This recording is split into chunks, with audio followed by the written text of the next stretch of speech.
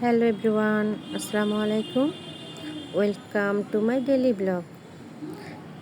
আজকে সকালবেলায় একটা মেসি রুমকে আমি সুন্দর একটি লুক দিব, তো সেটা আমি আজকে শেয়ার করব আপনাদের সাথে। আশা করছি আজকের ভিডিওটি আপনাদের ভালো লাগবে।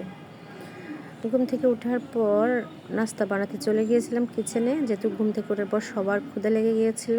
আমি ফার্স্টে বাচ্চাদেরকে নাস্তা বানিয়ে নিজেও নাস্তা করে নিলাম। এরপর সোজা চলে এসেছি রুমগুলো গোছাতে। ফার্স্টে আমি আমার বেডরুমটা গোছাচ্ছি, এরপর বাচ্চাদের রুমগুলো গুছিয়ে দিব।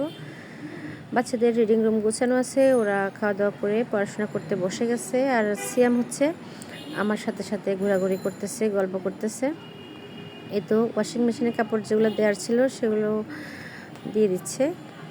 শাহরিয়ার ওর কাপড় চোপড়গুলো ওয়াশিং মেশিনে দিয়েছে, আমিও কিছু দিব। এরপর মেশিন স্টার্ট করে দিব। এই ফাঁকে আমি রুমটা গুছিয়ে নিচ্ছি।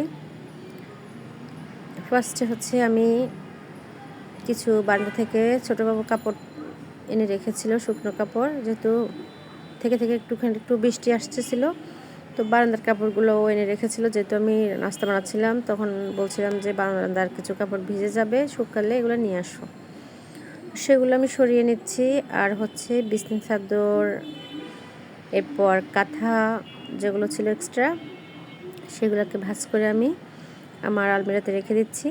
বিছনার উপর খুব বেশি ঝামেলা আমার কাছে কেমন যেন ভালো লাগে না, হালকা পাতলা পিলো থাকবে, এই তো এটাই ভালো লাগে। তো আমি কাঁথা আরও একটা ছিল সেটা ভাঁজ করে রেখে দিব এখন। আর আমার বেডের উপর শুধু পিলো থাকবে, এটাই আমার কাছে ভালো লাগে। এই তো কাপড় চোপড় সব সরিয়ে নিচ্ছি। ফার্স্টে রুমটাকে একটুখানি ক্লিন করে নিচ্ছি, এরপর আমি বেডটাকে ঝেড়ে নেব। চাদর এই তো 2 দিন আগে চেঞ্জ করেছি, তো আজকে আর চাদরটা চেঞ্জ করলাম না। আমি 3-4 দিনের বেশি চাদর বিছনায় রাখি না। ধোয়া চাদর আবার বিছিয়ে পুরোটা আমি ওয়াশিং মেশিনে দিয়ে ধুয়ে ফেলি, এটাই আমার অভ্যেস।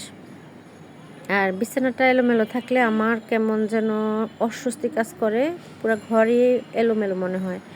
তো ঘর গুছানোর ফার্স্ট স্টেপ হচ্ছে বিছানা গুছানো। বিছানাটা গুছিয়ে সুন্দর করে ঘরটা ঝাড়ু দিয়ে নিলে এরপর আমার কাছে ভালো লাগে। আর আমার হেল্পিং হ্যান্ড মানে কাজের আপাটা যদি না আসে, আমার ছেলেরা এই ঘরটা মপ দিয়ে মুছে দেয়, আমি মুছা লাগে না।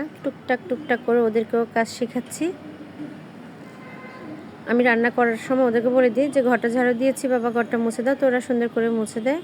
আলহামদুলিল্লাহ আমার ছেলেরাও আমার কাজে হাত লাগায়, মানে হেল্প করে।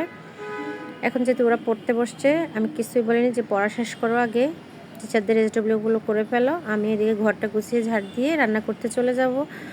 ফাঁকে ফাঁকে আবার ওদেরকেও দেখতেছি। আমার ছেলেরা হচ্ছে খুবই গল্পপ্রবণ, মানে 2 ভাই একত্রে পড়তে বসলে দুনিয়ার গল্প শুরু হয়ে যায়। ফাঁকে ফাঁকে গিয়ে ওদেরকে দেখতে হয়, বলতে হয় যে বাবা গল্প কম করে পড়াশোনা করো। আর পিচ্চিটা তো আমার সাথে দেখেন গল্প করতে করতে একদম শুয়ে পড়েছে।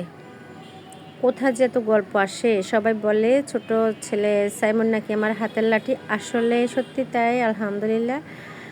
মানে আমাকে একা থাকতেও দেয়ই না, একটু পর এসে আম্মু আম্মু এটা সেটা কোথাকার কথা যে নিয়ে আসে। যতই বলতেছি 2 ভাইয়া পড়তে বসছে, তুমিও যাও এসডব্লিউ করে ফেলো, না, উনি আমার পিছনে পিছনে ঘুরে ঘুরে এটা সেটা বলতে থাকে।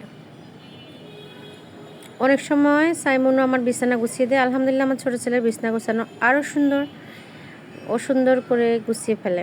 এই তো আজকের মতো এইটুকুই শেয়ার করলাম। নেক্সট ভিডিও দেখার আমন্ত্রণ জানিয়ে আল্লাহ হাফিজ।